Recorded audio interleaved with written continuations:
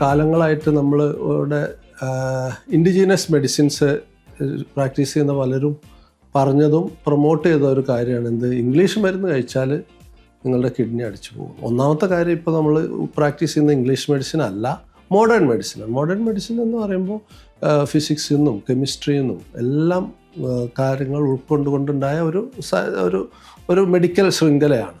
അപ്പോൾ അതിൽ തന്നെ മരുന്ന് കഴിക്കുമ്പോൾ എന്ന് പറയുമ്പോൾ ഓരോന്നും, നമ്മളിപ്പോൾ പെയിൻ കില്ലർ നമ്മൾ കണ്ടിന്യൂ ആയിട്ട് കഴിച്ചു, കിഡ്നിയൊക്കെ അഫക്റ്റ് ചെയ്യാം.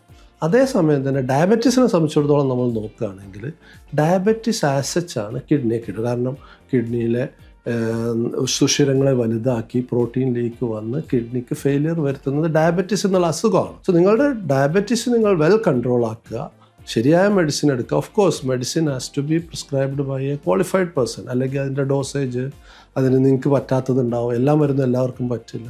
അത് കറക്റ്റായിട്ടാണ് ഉപയോഗിക്കുന്നതെങ്കിൽ നിങ്ങളുടെ കിഡ്നിയെ അത് പ്രൊട്ടക്റ്റ് ചെയ്യുകയാണ് ചെയ്യുക.